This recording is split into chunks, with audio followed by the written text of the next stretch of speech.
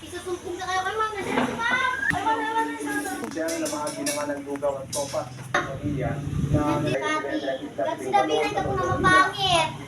Sino nagsabi yun? Si Marie po. Tapos nakinig, nag-kwan siya, nag-lang. Tapos na. Klase nyo. Sorry po, ma'am. Okay po, ma'am. Okay, class. This is na po. Okay, tapos ang klase po. So, this is na. Goodbye. Goodbye, ma'am. Thank you for teaching us.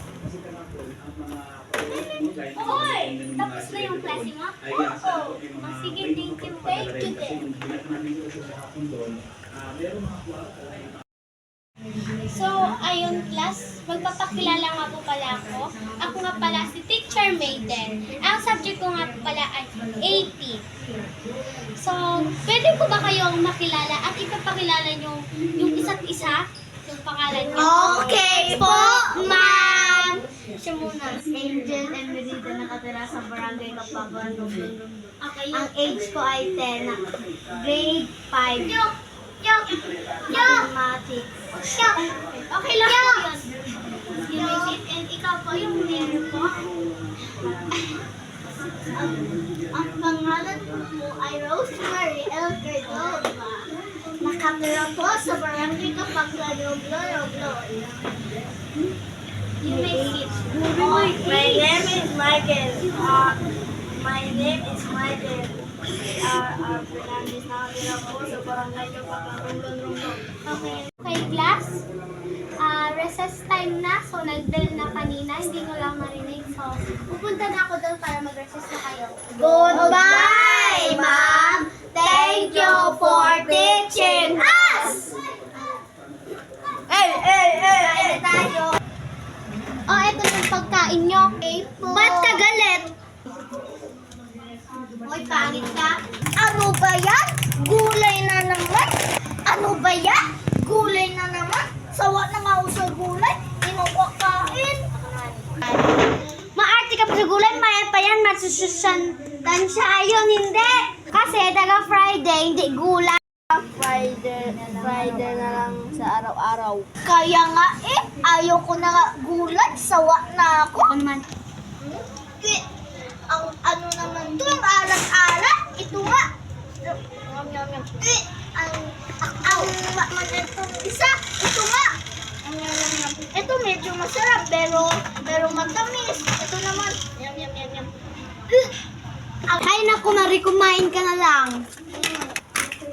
Ay, nakalimutan ko pala. Meron pala akong baon na masarap na hindi kagaya niyan. Ang hindi masarap yung gulay. Pati pa akin, buti na lang, nagbaon ako dahil pinuto ko ng masarap na magulang ko. Yum. Hingi. Uy, hindi yan yun. Kala ko ba masustansyang kinakain nyo? Yun pala hindi. O, yan na lang sa'yo. Kumain ka. Isusumbong kita. Isusumbong kita kay mami at kay ma'am at kay teacher. Isusumbongin mo. Yay! Uwian na. Pwede na ako mag-uuwi kasi susumbungin ko yung dalawang bully. Wala ka pake. Alam namin. Sumbong ko. Ano? Akong susumbungin kasi hindi naman maniniwala yung mami mo. Kasi ay, si Tati pulis sa ay, talagang bully na yon. Susumbong ko talaga yung kay mami at kay daddy at sa pamilya ko pa. Daddy, may susumbungin ako sa'yo. Ano yung nak? Kasi po, may bully po sa akin. Nagbully po sa akin. At ang pangalan po yun ay si Angel. Si Angel kasi kinain yung baon ko na masasarap kasi ayaw ko kasi ng gulay eh.